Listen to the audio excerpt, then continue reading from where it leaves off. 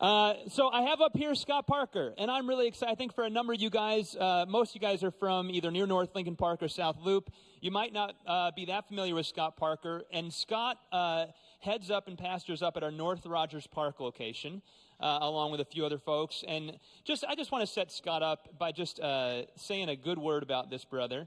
I've gotten to know you a little bit better over the last year, mostly through pastors' meetings, sitting around a table with you, just hearing your heart. And I know I have a lot to learn from this man. Very often, Scott's the one who will be debating something in a pastor's meeting, and then he'll bring it down to just a very clear conviction point that the Holy Spirit might be moving in a certain way, or this is something we have to pray over. Where I'm just busy like getting work done, and Scott's just that voice of conviction regularly. Let's stop, listen to the Holy Spirit. And I've seen you in a number of other places as well, just caring well for the city. This is one of the great prayer warriors in our city, I think. And so I'm really excited to sit underneath his teaching tonight. And so give it up for Scott as he opens up Judges and Ruth. All right, can you hear me? Is this working? All right. So my church is a lot smaller than this group of people here. So I'm taking a quick breath here to get used to this space. I feel like I'm auditioning for America's Got Talent. Yeah, thanks, Ray, for that. And it's been so humbling and beautiful to sit in pastors' meetings, to go out to lunch with Joe Riccardi and just hear what God is doing all over the city through his people. It just humbles you because you realize you're not the only thing going on that God is doing. And it's just so cool that what is happening at Park right now. But I get 25 minutes, and so I'm going to have to go 2 books in 25 minutes. All right, awesome. Thank you for that first time here. Okay, so when I was praying about what I wanted to talk to you guys about tonight for Judges, I thought of this story that's really interesting. And I don't know if we've got the scriptures, but I want to bring them both up. All right. So this is Joshua 15, 16 through 19. So just take a look at that for a second. And then if you could go to the Judges passage. Do you notice anything? And I'm used to people yelling at me at my church. So do you notice anything? Go back, Alan. Who said that? It's the same. It's the same story. It's not a typo. That passage is in both Joshua and Judges. I never noticed this story before.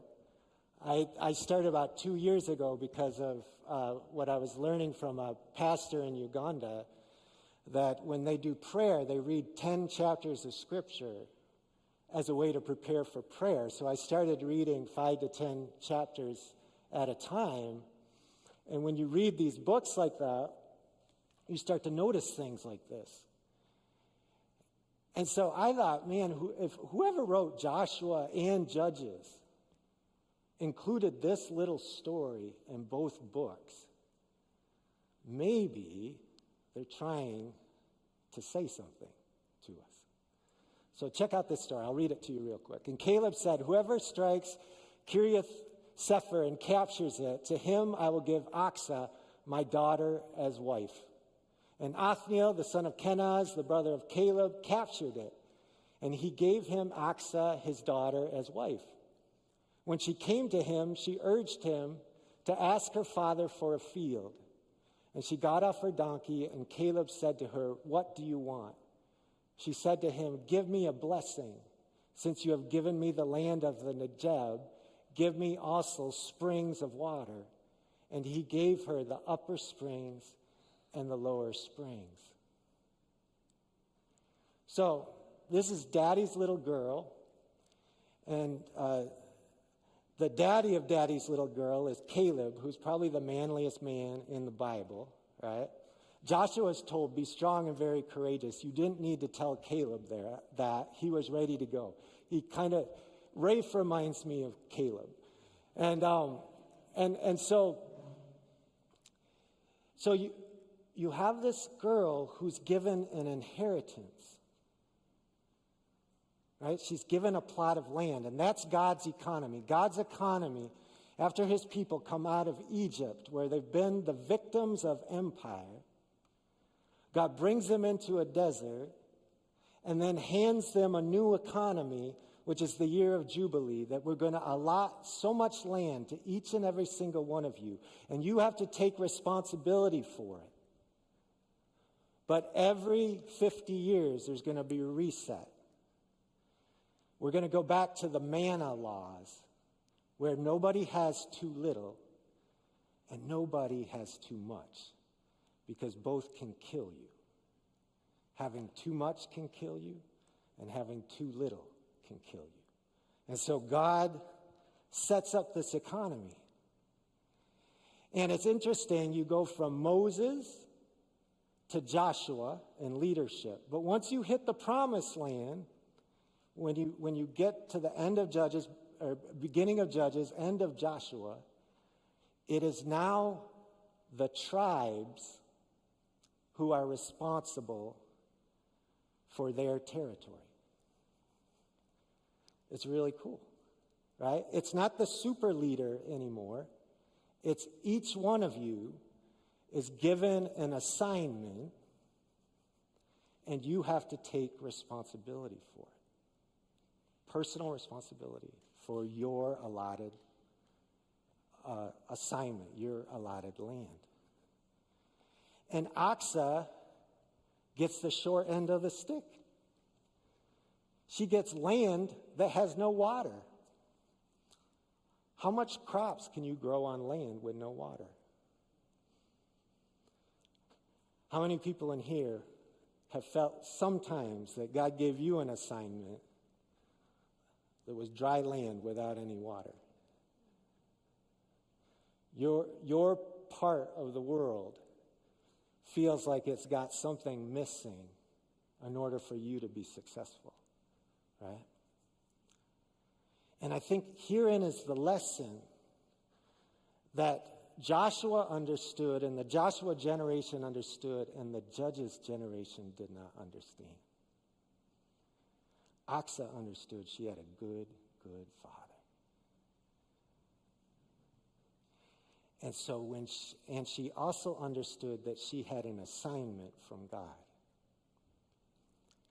And so her thought was, if God gave it to me, then God must have a way to provide for me to be successful with it. She had faith in God as a good father, that he wouldn't have given her something that was just going to be dry and worthless. And so she had the boldness to go to her dad and ask for what she needed to make it work.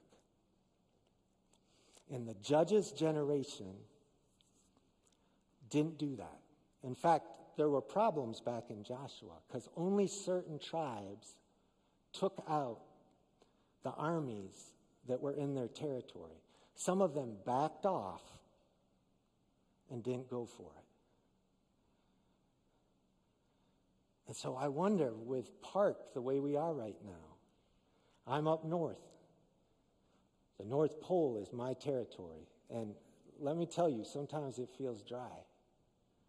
You know, I have leaders that I'm trying to get to work for my church, and then their car gets shot up in between gang fire. And his wife doesn't want to come back to church in our neighborhood. And sometimes I'm like, thanks, God. Right? So what am I going to do about that? I'm going to believe I have a good father. And I'm going to bug him in prayer until he brings what I need to be successful in my territory. and park were all over the city.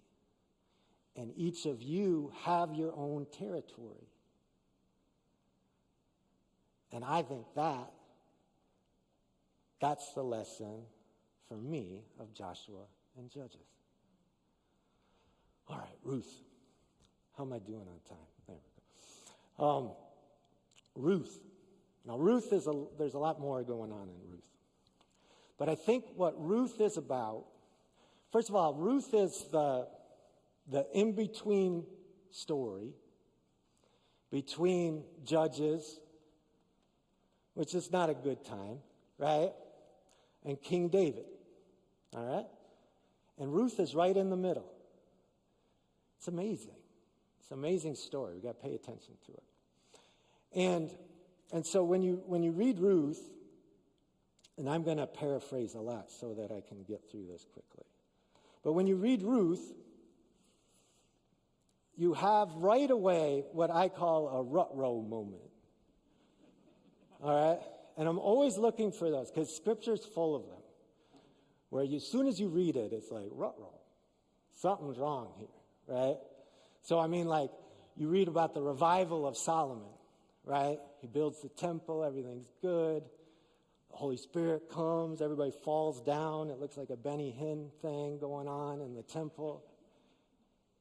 And then the next chapter, and Solomon brought his wife up from Egypt. Ruh-roh, right? And the Bible will throw these statements at you to make you go, oh, that's a bad word right there. And so right away, we see that there's a famine in the land. All right? So right away, there's a rut-row because the last time there was a famine, Israel ended up in Egypt. And that didn't turn out very well, right? And they stayed, which was probably the mistake, right? They were supposed to go get food when the famine's over, go back to where they were supposed to be, but they stayed in Egypt. So anytime you have someone leaving someplace where there's famine to go someplace that's not godly, rut-row, okay? And so right away in Ruth, it says they left Bethlehem, which means house of bread, during a famine, and headed to Moab. Have you heard of Moab in the Bible so far and what you guys have been reading? Okay, so the classic story of Moab is Balaam. Do you remember Balaam? Balaam was a guy that Moab hired to curse Israel. And every time he went to curse Israel, God put a blessing in his mouth. And he couldn't do it for the life of him. And he couldn't do it for money either. And they were trying to get Balaam to curse them, and it would never work. He kept blessing them and blessing them and blessing them. And so what they finally did was they seduced them. It says in Numbers 25 that the Israelites began whoring with the women from Moab. They seduced them. And that's where the story of Phinehas, who in the middle of that, God saw it, brings a plague. In the middle of the plague, a woman comes with a guy to go to the tent to get busy. And this guy Phinehas sees it, grabs a spear, and kills both of them. The Bible is at least rated R. All right? And because he was a Levite, I think I got this right. Because he was a Levite, the Levites are given this honorable place, right? Because he put an end to that. That's Moab. So think in our minds, Selma, right? Selma. Think of the 9/11, all right? Think of the things that are words in our culture. Moab is that word at the beginning of Ruth. Let me tell you another thing about Moab. Moab's crazy. Do you remember a guy named Lot? All right, good. Lot was Abraham's nephew. Lot lives in Sodom and Gomorrah, not a good place. But Abraham intercedes for him. Angels come and rescue him. His wife turns around. She doesn't get rescued. She turns into salt. And Lot and his daughters end up watching the destruction of Sodom and Gomorrah from the distance, probably up on a mountain in a cave someplace. It's hard to believe this story's in the Bible, guys. What happens is Lot's daughters think they're the only two women left in the world and that their dad is the only man. I did a teaching on addiction this summer. And this is the second time in the Bible someone gets drunk. The first time is Noah. Every time someone gets drunk in the Bible, it's not a good thing, right? His daughters get him drunk to have sex with him so they can get impregnated and keep humanity going. And guess what one of the daughters' son's name was? Moab. All right? So you see why it's a rut row now? Right? That's just two stories. All right? So that's Moab. They're headed to Moab. And you as a reader are like, no, don't go to Moab. It's like when in a horror movie, hey, do you hear something in the basement? You're like, don't go down there. Right? It's like that. And so they go to Moab, and basically what you would expect happens. The husband dies, and his two sons married Moabite women, and his two sons die. And so now you have these three women, Naomi, Ruth, and Orpah, I think is the other one, right? And they're out in the field, and they find out that the famine has ended back in Bethlehem. And so Naomi says, let's go. Now, Bethlehem, when we say Bethlehem, there's a lot going on for us, right? But if you just read Judges, what happened in Bethlehem at the end of Judges? The end of Judges, there's a Levite, right, who has a concubine, and he is from Bethlehem.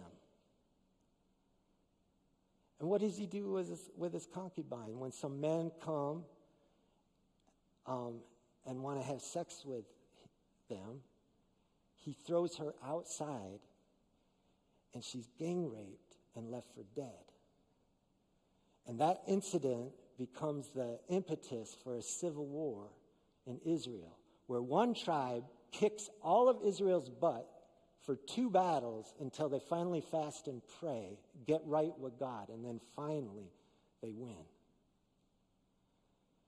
So that's Bethlehem coming in to Ruth. And that tells you the context of a woman in the book of Judges. Vulnerable.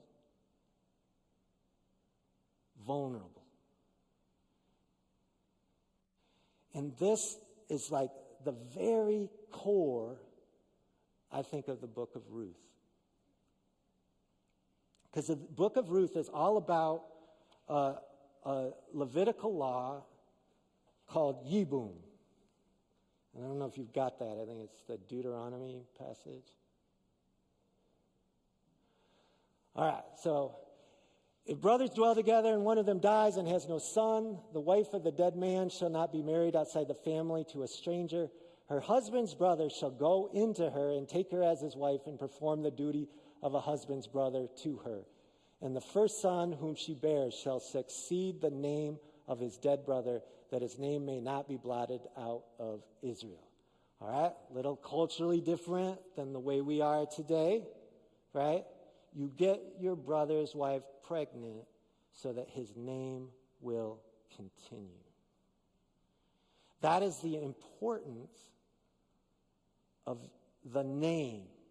It's terrifying to even think about that for us, right? But for them, it was more terrifying to think of somebody's name being blotted out. And so the great kindness of somebody was that I would father a son for my dead brother, so his name would go on, and that son is not even my son. Right? That the name he takes is not my name. He takes the name of his father. And there's some serious scholarship that Abraham's brother did that for their brother who died. Right? And this was, in this culture, this is a kindness. All right? Because if you're a woman without a man, you're a woman without property, covering, protection. All right? You're basically an illegal alien with nobody to watch out for you on the streets of Chicago. So you see, this is economic in its ramifications. We don't think of it like that, but that's really what is going on. Because how do you have land? It's based on the name of your family. Well, if I'm not married into an inheritance of land, how do I eat? Do you see? In agrarian society, if you don't have land, it's like not having an education, not having a high school diploma, not having citizenship, not having the ability to go make a living for yourself. So many people in our city are just like Ruth and Naomi. And so they show up, and we know they don't have land because what do we see they're doing? They're gleaning around the edges of the field. That's where the poor go. The Bible, remember, manna laws? Nobody has too much and nobody has too little. So the edges of the field belong to the poor. They don't belong to you. They belong to the poor because we don't want anybody having too little in our nation. Because in our nation, what is more important is relationship with God and with each other. It's that community is the bottom line, not the gross national product. All right? See, this will preach to us in America if we look at it the right way. Once you understand this is about economics, it starts to make a lot more sense, right? And so you've got Ruth and Naomi, and then you've got this guy named Boaz, all right? Now, Boaz is a relative, and he is kind of in this situation. He's not the brother, but he's like a distant relative, and it kind of was like if one couldn't do it, then the next furthest relative was supposed to, right? And he had two responsibilities. One would be maybe he wouldn't have the responsibility actually to perpetuate the name like this, but he did have the responsibility to make sure that the land that belonged to Ruth or to Naomi's family stayed in it for them, which it's kind of weird that they're gleaning and that hasn't happened yet. That means something isn't being done that was supposed to be done. All right?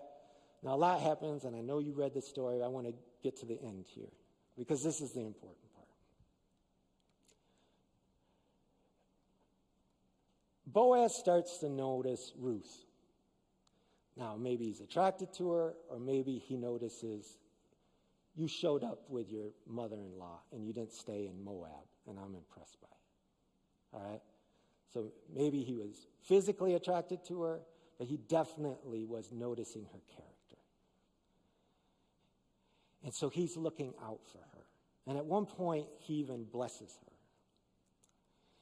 And Naomi knows the laws.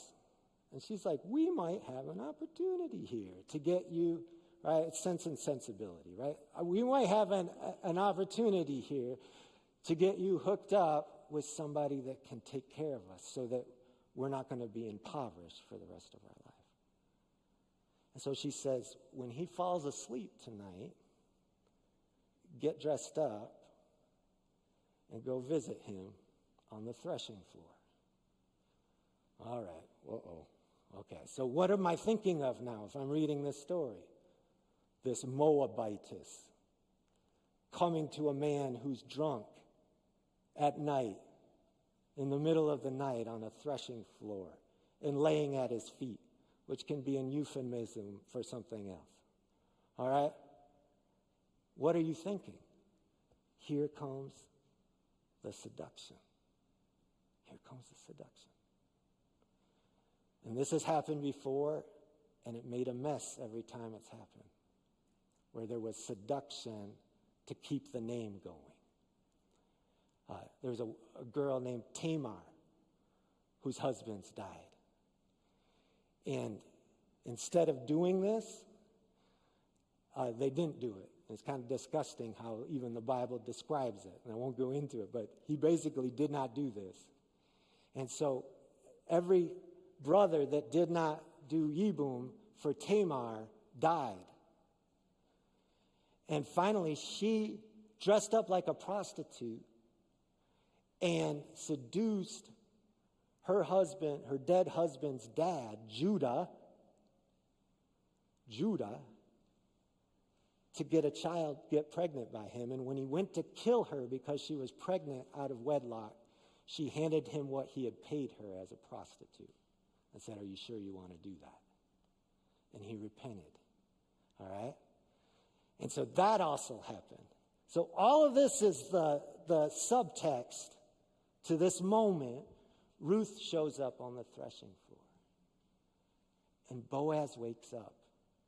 And he's like, "What are you doing here?" And instead of him taking advantage of her, and instead of her seducing him, she says, "Will you do what you said you wanted God to do for me? Will you spread your wings over me? Will you be my covering? Will you be my husband? Will you take care of me in the right way?" And she sleeps there that night and nothing inappropriate happens. And then they go public the next day. And Boaz asks the other person in line, "Do you want to redeem the land?" He's like, "Yeah, I'll take the land." He said, "But the land comes with Ruth." And it's interesting, Ruth 4:6. I love this because this is, I think, the whole point of Ruth. And this guy doesn't even get a name, which is interesting, right? This is all about names and keeping a name going. This guy who won't give his name away doesn't get a name in the story. Then the Redeemer said, "I cannot redeem it for myself, lest I impair my own inheritance. Take my right of redemption yourself, for I cannot redeem it." And so right there at the heart, at the end of the story, we see what I think is the theme of Ruth, which is also the theme of most of Genesis. The Tower of Babel, what are they doing? They're trying to make a name for themselves. Genesis 6, the men of renown. And then God has to destroy the world. Anytime you see someone trying to make a name for themselves, not that we would ever do that today. Nobody would build a tower and put their name on it today. But anytime you see someone trying to make a name for themselves, God frowns upon it. It's so interesting. The Tower of Babel tries to make a name for themselves by building a tower. God chooses Abraham and says, "I'll make your name great." And Abraham builds an altar. And so here in the book of Ruth, you have a Moabitess and an Israelite from the tribe of Judah coming into this exact same situation that generations back have been in, and they turn right instead of left. God sets them up to do a great reversal. And their great-grandson is King David. So, quick application. And I just have to throw this at you because of the neighborhood you're in. The city of Chicago and the church in the city of Chicago has a horrible history of racism. All right? The reality is when 1 million black, vulnerable immigrants fleeing the Jim Crow South showed up in the city of Chicago, everybody freaked the mess out and said, not in my neighborhood. And so we stuck them all on the south side of Chicago. And then church after church after church, parish after parish after parish fled as African Americans moved in to their community. Near north, your church, where we're standing right now, is a 2-minute walk from what used to be one of the most violent housing projects in the city of Chicago. I talked to West Side pastors who were Kevin Taylor, who cleans the carpets here and is my co-pastor. Buried 500 people in this neighborhood over the course of 10 years. I've interviewed guys who said, if you look at my 3rd grade picture, only 2 of us left. Everyone else murdered. Grew up 2 minutes from where we're standing right now.